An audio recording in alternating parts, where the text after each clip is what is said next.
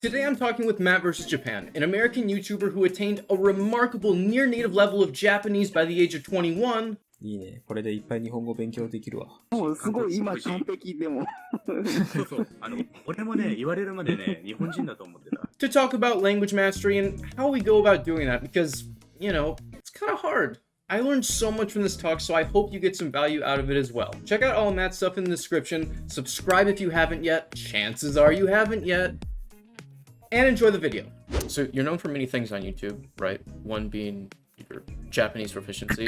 You're a big advocate for input learning and also for language acquisition. Three very dense topics. There's a lot to unpack there. So everyone has been throwing around this term like language acquisition lately. Do you think it is different from learning a language in the traditional sense? And if so, what does acquiring a language look like? Yeah, I mean, I think these words can be used in a lot of different ways. In certain circles, they're just used completely interchangeably, right? Like I think to a lot of people, language acquisition is just a fancy sounding word for language learning. And so they use it because it sounds kind of more academic. And I don't think there's any basis to say that that's technically wrong, but the linguist Stephen Krashen made a very clear distinction between language learning and language acquisition. And his distinction between the two terms is that learning is something that you do consciously. It's kind of like what you do in school where you're memorizing things and you're learning about grammatical principles and things like that. Whereas acquisition is a subconscious process. It's the process through which we acquired our native language.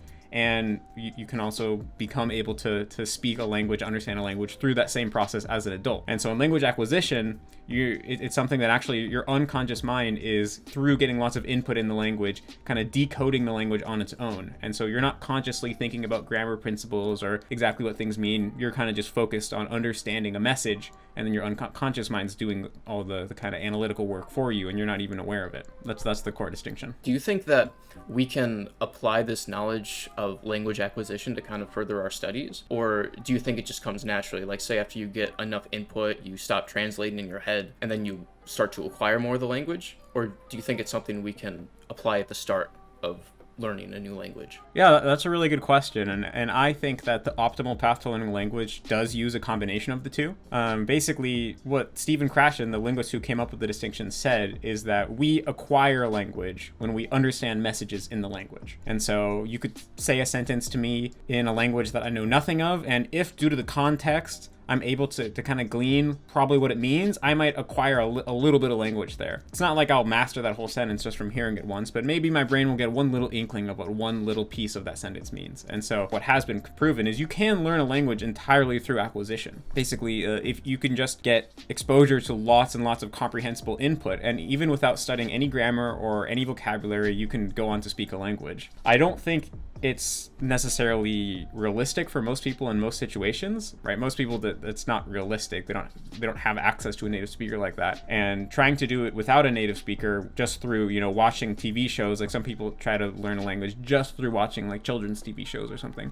I think that's just so tedious and it's going to be a really slow process. So I think it's doable, but I think what's actually more ideal is to use conscious study to make input more comprehensible. So I think it is useful to study grammar and study vocabulary, but not for the purpose of trying to use that vocabulary that you learn to speak yourself and produce sentences yourself, because like you mentioned, that requires translating in your head and things like that. But after doing some study, if you go back and get lots of input, the study that you did will allow you to understand more than you would have otherwise. And through understanding, like Stephen Krashen said, that's the key to acquisition. So I actually think if you want to go on to speak fluently in a language, you need to acquire the language. Reaching fluency through learning alone is not possible, but learning can enhance the rate at which you can acquire the language through input by making it more comprehensible. Yeah, that makes a lot of sense, because when you think about comprehensible input and the way we go from that B2 to say C1 level, right? We get a lot of input. We'll watch more advanced TV shows, like say we understand like 80-85%, but we feel like we're understanding a lot more because of context. It's so important. And that's how you and I learned English, right? There are so many words in English that I understand like implicitly, but if you told me to give you a dictionary definition of say the word like reprehensible or something, then I'd probably have to stop and think for a second or two, because I've heard the word several times and I derive the meaning from the context, but I've never actually stopped to study the word itself. Yeah, that's exactly what having acquired language feels like. You intuitively know exactly what it means, and it's very direct. When you hear the word, you know what it means. You don't have to think or anything, but it's a totally separate process than the conscious, deliberate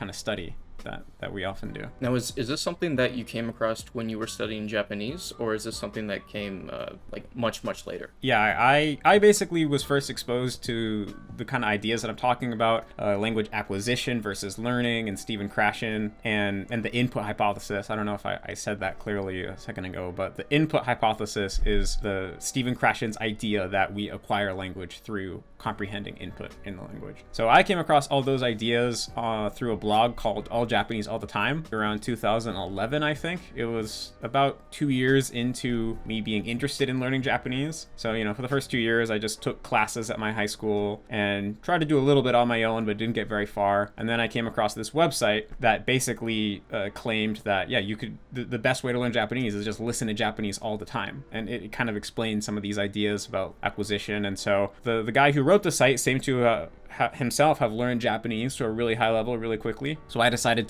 that I was just going to emulate what he did. So I started listening Japanese all the time. I didn't really worry if I could understand it or not too much. I just watched mostly anime for the first couple years, and then I started reading lots of books and things like that. So I reached fluency in Japanese entirely through the type of methods that I talk about. But over the years, I've kind of realized that the methodology of the person who made that first website was a little bit simplistic, and I think there's kind of some holes in it. So I've been trying to kind of patch these holes and take the core ideas, which were really true and really powerful, and put them into a framework that basically allows people to benefit from those ideas even more effectively. And that's kind of like what Refold is. Oh yeah, so let's talk a little bit about that. So you started this website called Refold, right? It's completely free. And what is the methodology behind Refold? Is it based around the input hypothesis? Yeah, I mean, I would definitely say the core of Refold is the input hypothesis, but it's just a roadmap to what I would consider to be the most efficient way to learn a language if your goal is to reach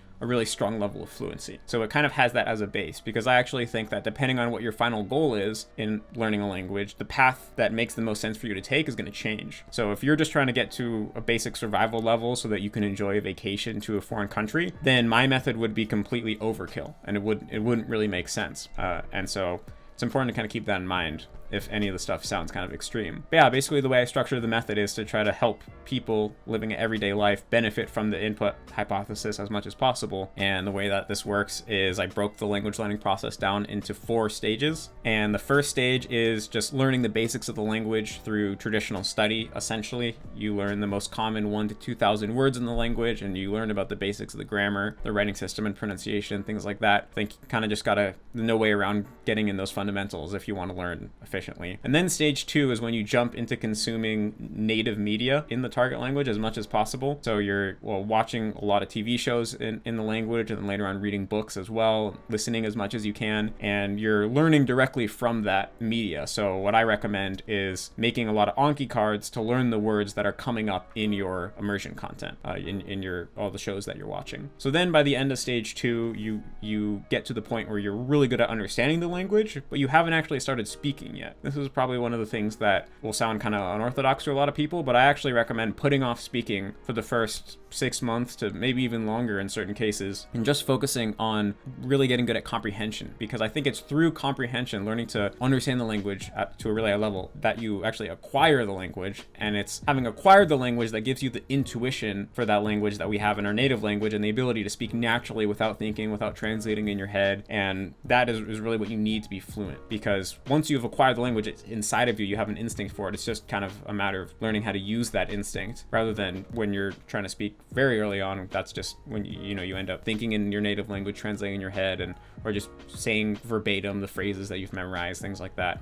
And that's really limiting. I think what you said about understanding the language before you learn to speak is so important, because language is largely a reflection of the culture in which it comes from, right? Like, I'm still learning how to sound natural in the languages that I consider to have an advanced comprehension in, and that's just from interacting with native speakers. Like, I learned the other day that the phrase, "I'm very excited to be here," is very, very American. Like, in other languages, like in Russian, for example, they would just say, like, "Thank you for the invitation." Yeah, that's really interesting. Yeah, I think that's part of the reason why working on, in my model, right, working on comprehension first is so important, because, for example, if you learned Russian entirely through input, then in a way you're kind of just observing that culture, observing the way they speak. And so if you put speaking to the side and you just observe for a long period of time, then when it comes time for you to speak, instead of saying, how do I say X, you can say, what would a Russian person say in this situation?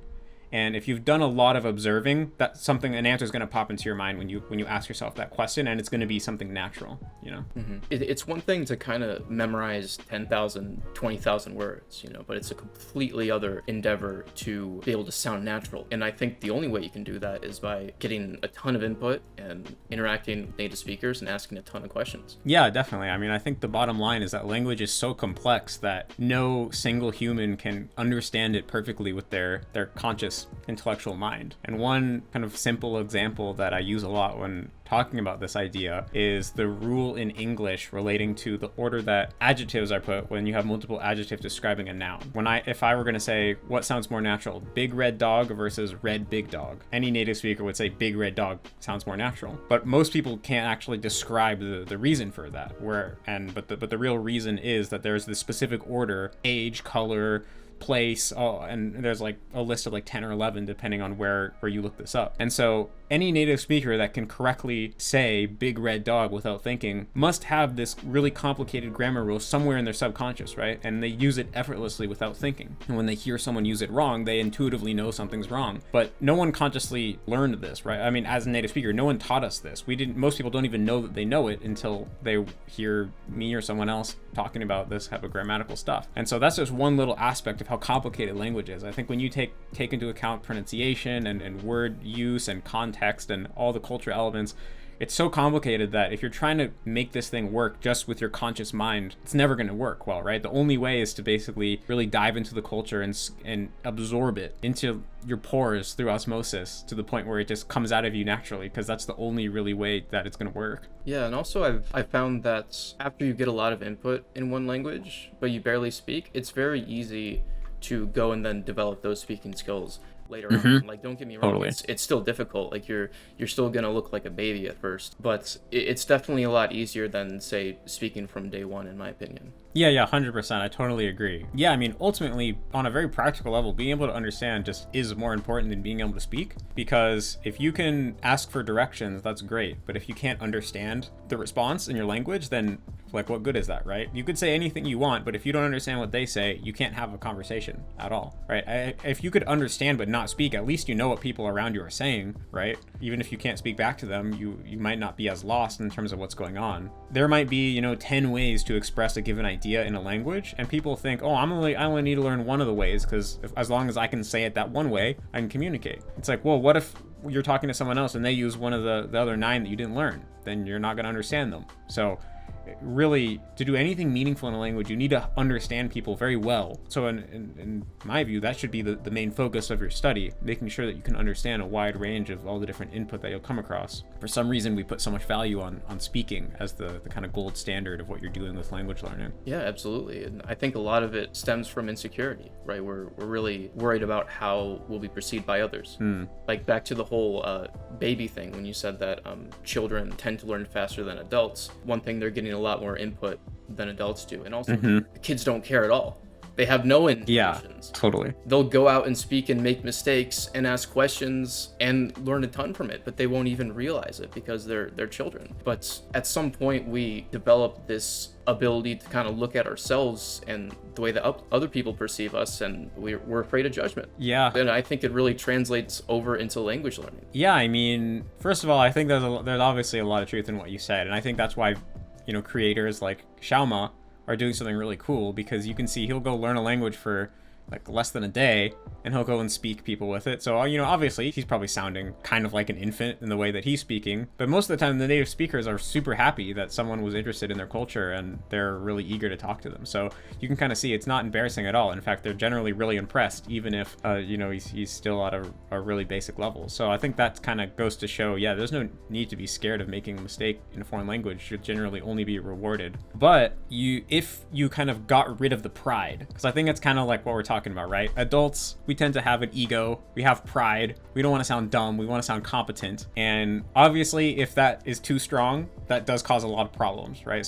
Probably most conflict in life that between humans is due to people having too much ego, too much pride. But I think that if you totally got rid of that and you didn't give a crap about whether you sounded dumb or not, then there would be no motivation to try to really achieve excellence in a language. I think for me, I wanted to sound as good as possible in Japanese, and that's what drove me to achieve the level that I achieved. And I've benefited from that in many ways. And so I think sometimes we tend to demonize the ego too much in our culture, when in reality it's kind of that ego that pushes us to strive for excellence, which at the same time is something that we also value in our culture. So it's kind of this almost a contradiction that I see. And so I think it comes down to, it's okay to have that pride. You just got to kind of tame it and not let it take over, not be too strong. And you have to know when actually it's holding you back, right? Sometimes you have to let go of your pride for the sake of your pride, right? If you want to achieve excellence, you have to first sound stupid in the language. And so you have to actually be okay with sounding stupid for the long-term goal of eventually sounding good. There's a ton of value to be gained from language learning, even if you're taking a more relaxed approach with it. Yeah, that's a really fair point. I'll concede that.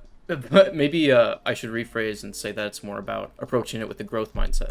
Yeah, I think that's a really good way to put it. Yeah. So like we're deliberately looking at our mistakes, or rather we objectively look at ourselves and how we can improve. Like if we make a mistake, we don't lose sleep over it, but rather we think, what actions can I take right now so that I can improve and not make the same mistake next time? That's more about. Yeah, exactly.